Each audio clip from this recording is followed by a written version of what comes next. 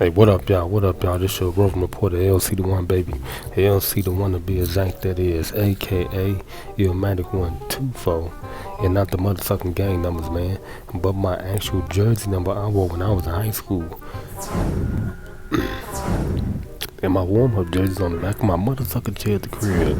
Hey, what's up to my LC Nation, my LC gang, and my LC crew? Hey, what's going on out there in the land where y'all live every day? But hey, man, we back with another reaction video, man. Another epic reaction video, man. Can y'all dig that? With a basketball jacket, tough acting to nothing, baby. Shout out to the Chicago Bulls. And now the Portland Trailblazers. You did, but listen, man. Real quick, man. I just seen this little montage clip of Carmelo Anthony from Espn.com. And it was the ESPN voices, man. They was saying that Carmelo is on a mission to prove that he belongs in the NBA. Well, today's NBA. Now, I don't think he has anything to prove, really, because like the man said, when he was being interviewed by Rachel Nichols from ESPN, and he was like, man, I only took a year off, man, and he was like, everybody was declaring that he was retiring, and he was like, why everybody want him to retire? He said, I feel good, he said, I really feel good, and me being a basketball player, just like him, even though I didn't go to the NBA, I still was, listed.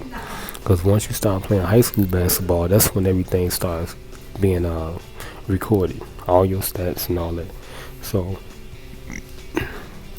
you'll forever be in that fraternity forever. Because that's like a union thing for real, when you play. And it starts high school, that's when you really become a professional.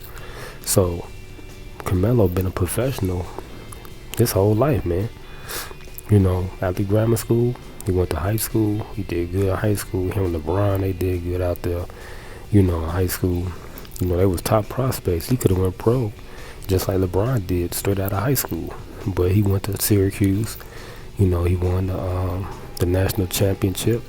And then when he got in the league, he was successful. Played with the Denver Nuggets. And then year after year, things, started. It was going smooth. He was a rookie. He had good years and stuff like that. He was like one of the top scoring leaders in the NBA for years, man. And they, as he started to have like a little he wasn't having good success out there as far as like winning, like in the playoffs and stuff like that. Because he started getting scrutinized, and he was like, yeah, he can't get out the first round. And they put everything on him because he was like the superstar on that team. So it's like they couldn't. It was the same thing like LeBron. LeBron was going through the same scenario, but they was looking at him more so because he won a national championship coming out of college. So they had a lot of expectations for him, and I can understand that, because he was a top draft pick, and they expected something different, for his career at that time. And then when Allen Iverson came on to the team, came aboard the team, he was coming back as well, like, after he left the league and he came back, they was like, he can't coexist with another superstar. And they was saying he was, not a good teammate, and he would have problems in the locker room and all this and that with players and stuff like that. And they were saying he wasn't a good teammate, pretty much. But, everybody was talking, and, he wasn't saying anything. And then his wife started getting into the media, and then it's like other players, like, I don't want to mention his name, because that's my big homie. He played here in Chicago. But, they got into, physical, verbally, altercations and stuff like that in regards to his wife. So he been silent the whole time. So when he sat down with Stephen A. Smith and had that sit down with him, it gave a lot of clarification on what's going on with Carmelo Anthony. you know. And he was just trying to figure out the same thing, like how I guess a lot of people like myself, you know, that's rooting for him and stuff like that. Like, why is all this stuff occurring, and why is that happening to him? You know, why is he being scrutinized and stuff like that, and you know why he been pretty much blackballed from the league. And you know, Stephen A. Smith had made a good point, and he was like, man, Carmelo Anthony was smart, man. He took that $80 million from New York, you know, and it's like he did his job, man. You know, so what else do they expect? You know, when he was in Denver, he did the same thing. He did his job. But what a lot of people don't know about Carmelo is he employed a lot of people too. He had his own little studio inside his house. He was recording music, all that stuff. Carmelo Anthony's a real advocate, man, out here in entertainment. You know, and that's not just entertainment as far as like, he like a diplomat too, because he go overseas. Like, he on his YouTube channel, he doing good on his YouTube channel, and he a humanitarian, man. The dude, he donate a lot to people. You know, it's like that. All that stuff don't get spoken upon. All they do is they just looking at the basketball stuff, and that's it.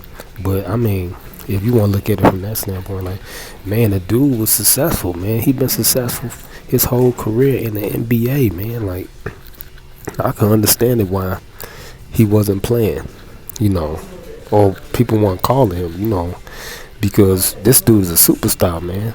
He's one of the most prolific scorers in NBA history, man. It's like, I can understand it.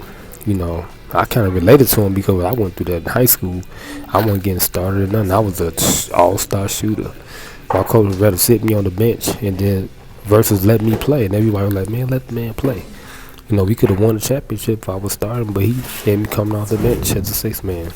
And I couldn't understand his logic and what was going on with him. But, that's how it be sometimes, when you're successful. Some people don't want you to be great. And that's what he was going through. He's a smart man. He got on Brand Jordan, hooked up with Michael Jordan. Michael Jordan mentored him, teaching him stuff. And yeah, family man got his, Melo doing his thing, man. I couldn't understand, and I still can't understand it. Why they still be talking about him. I guess because of the years in Denver. And then when he went to New York, I guess he didn't just cop out and just leave.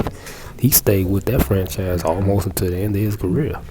So, shout out to Melo, man, but I'm finna get up out of here. I gotta go upstairs and finish this off, you dig what I'm saying? Baby, this your Roving Porter, LCD1, baby. LCD1, the biz act, that is AKA, Illmatic 124, and not the motherfucking gang numbers, man. But my actual jersey number I wore when I was in high school, and my warm-up jersey on the back of my motherfucking shirt at the crib. Like I always say, man, keep it pimping and avoid slipping, because they will get your motherfucking ass if you slip on that motherfucking banana peel. You dig what I'm talking about, man? And like I always say, man, church and rebel, God, before we leave, shout out to my LC Nation, my LC gang, my LC crew. I need y'all to like this video, share this video, comment on this video, man, and most importantly of all, man, subscribe to my YouTube channel, man, and turn the notification bell button on.